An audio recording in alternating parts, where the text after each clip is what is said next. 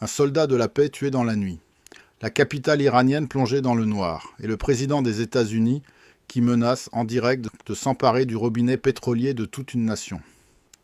En moins de 12 heures, dans la nuit du dimanche 29 mars, le Moyen-Orient a franchi un nouveau seuil. Pas une escalade de plus parmi d'autres. Un basculement. Celui où plusieurs lignes rouges sont franchies en même temps, où les acteurs secondaires deviennent des cibles, et où les mots d'un seul homme suffisent à faire trembler les marchés mondiaux. Restez avec nous jusqu'à la fin, parce que ce qui s'est passé cette nuit-là mérite qu'on l'analyse point par point. Et ce que ça implique pour les prochaines semaines est bien plus grave qu'il n'y paraît. Commençons par le fait le plus lourd de symbole. Un casque bleu a été tué dimanche soir dans le sud du Liban. Selon la force intérimaire des Nations Unies au Liban, la FINUL, le drame s'est produit lorsqu'un projectile a explosé sur une position onusienne près d'Achit al-Kusayr. Un second soldat a été grièvement blessé. Une enquête a immédiatement été ouverte pour déterminer l'origine du tir. Et c'est précisément là que réside toute la gravité de la situation. L'origine du projectile est inconnue, ce qui signifie que personne pour l'instant ne sait si c'est Israël, le Hezbollah ou un autre acteur qui a tiré sur des soldats de la paix mandatés par l'ONU. Dans n'importe quel autre contexte, cet acte suffirait à déclencher une crise diplomatique internationale majeure, mais dans le chaos actuel du Moyen-Orient, il risque d'être absorbé par le bruit ambiant de la guerre. Ce détail a particulièrement troublé les analystes. La FINUL est censée être une force neutre, un tampon entre Israël et le Hezbollah pro-iranien. Si même les casques bleus ne sont plus protégés, c'est que le conflit a atteint un niveau de désorganisation et d'intensité extrêmement dangereux. Mais ce n'est qu'une partie de l'histoire. Dans la même nuit, le Premier ministre israélien Benjamin Netanyahou a annoncé qu'il avait ordonné à l'armée israélienne d'étendre ce qu'il appelle la zone de sécurité dans le sud du Liban. Cette décision n'est pas anodine. Elle signifie qu'Israël intensifie ses opérations terrestres et aériennes contre le Hezbollah sur un front qui était déjà sous haute tension. Et elle intervient au moment même où l'armée israélienne est engagée sur un autre théâtre d'opérations autrement plus vaste, l'Iran directement. Certains analystes estiment que cette extension au Liban répond à une logique militaire claire. Empêcher le Hezbollah d'ouvrir un second front coordonné avec Téhéran pendant que les frappes sur l'Iran se poursuivent.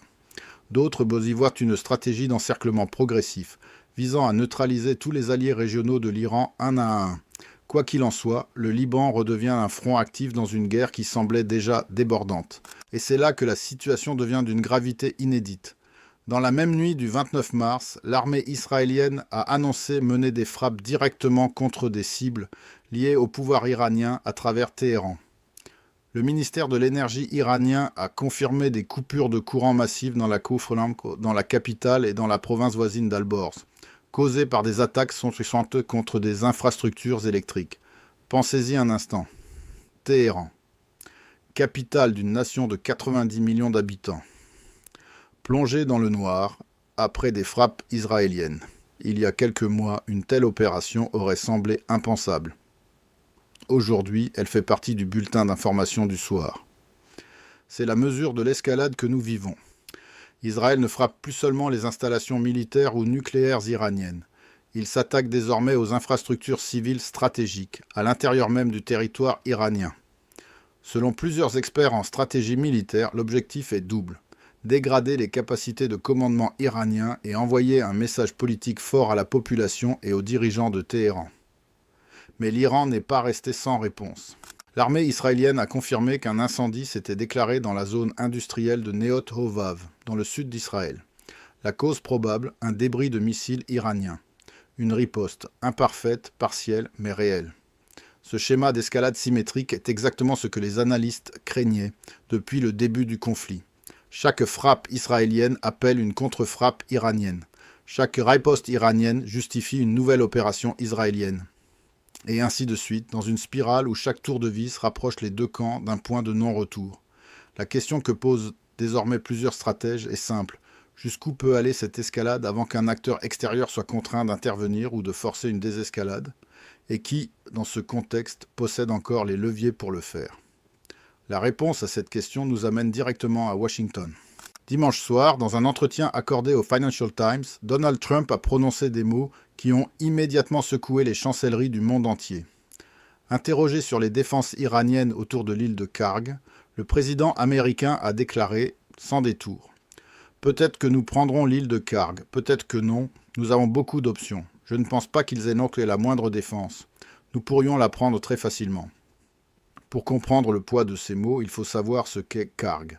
L'île de Karg est une bande de terre située dans le nord du golfe Persique. Elle abrite le plus grand terminal pétrolier de l'Iran, qui assure environ 90% des exportations de brut du pays, selon une note récente de J.P. Morgan. Autrement dit, Karg était le poumon économique de la République islamique. Si les États-Unis s'en emparaient militairement, l'Iran perdrait en quelques jours sa principale source de revenus. Son économie, déjà fragilisée par des années de sanctions, s'effondrerait en quelques semaines. Ce n'est pas une menace ordinaire, c'est une menace existentielle adressée à un État souverain par le président de la première puissance militaire mondiale. Et elle a été formulée dans la presse internationale, publiquement, sans aucune ambiguïté. Certains analystes estiment qu'il s'agit d'une posture de négociation, d'une pression maximale destinée à forcer Téhéran à la table des discussions. D'autres y voient une véritable option militaire en cours d'évaluation. Dans un cas comme dans l'autre, le signal envoyé à l'Iran, mais aussi à la Chine et à la Russie, est sans précédent. Mais dans la même soirée, Trump a également annoncé quelque chose de plus surprenant encore. Il a affirmé que les États-Unis avaient négocié avec l'Iran le passage imminent de 20 grands pétroliers dans le détroit d'Ormuz, paralysé depuis le début du conflit. Ils nous ont donné 20 bateaux de pétrole, de grands bateaux, qui vont passer par le détroit d'Ormuz. Et ça commence demain matin, a-t-il déclaré lors d'un point presse. Comment interpréter ce signal ? Deux lectures s'affrontent. La première, il s'agit d'un geste de désescalade réelle de la part de Téhéran. Un signe que l'Iran, sous la pression militaire et économique, cherche à éviter une confrontation totale et à préserver un minimum de revenus pétroliers. La seconde, c'est une manœuvre tactique iranienne, une concession mineure destinée à calmer temporairement les marchés et à gagner du temps sur le plan diplomatique sans véritable engagement de fond. Les marchés pétroliers, eux, ne savent pas encore quoi en penser. Et cette incertitude, à elle seule, continue de maintenir les prix du brut à des niveaux historiquement élevés. Dans ce tableau sombre, un élément mérite attention. Le Pakistan s'est dit prêt à faciliter et à accueillir des pourparlers significatifs entre les États-Unis et l'Iran, visant à parvenir à ce qu'il appelle un règlement global et durable du conflit. Islamabad a indiqué bénéficier d'un soutien croissant à cette initiative, notamment de la part des Nations Unies et de la Chine. C'est un signal diplomatique important, même s'il reste fragile. La Chine, en particulier, a tout intérêt à une désescalade rapide. Pékin dépend massivement du pétrole iranien et du passage par le détroit d'Ormuz pour ses approvisionnements énergétiques. Une guerre prolongée dans le Golfe fragilise directement l'économie chinoise et perturbe ses routes commerciales stratégiques. Selon plusieurs experts, si une sortie de crise est possible, elle passera probablement par un accord indirect impliquant Washington, Pékin et un médiateur comme le Pakistan ou le Qatar. Mais pour l'instant, cette fenêtre diplomatique reste infiniment étroite face à l'ampleur des destructions et des tensions accumulées. Alors, où en sommes-nous ? Un casque bleu est mort dans le sud du Liban, tué par un projectile dont on ne connaît pas encore l'origine. Israël frappe Téhéran et étend ses opérations au Liban. L'Iran riposte sur le sol israélien. Trump menace de s'emparer du principal terminal pétrolier iranien. Et pendant ce temps, 20 pétroliers tentent de traverser un détroit qui était, il y a encore quelques jours, une zone de guerre ouverte. Chaque élément pris séparément est déjà une crise majeure. Ensemble, ils dessinent un Moyen-Orient en train de se reconfigurer sous nos yeux, dans la violence et l'incertitude. Les prochaines semaines seront décisives. Soit un mécanisme diplomatique parvient à contenir l'escalade, soit nous entrons dans une phase de confrontation encore plus directe entre les grandes puissances impliquées.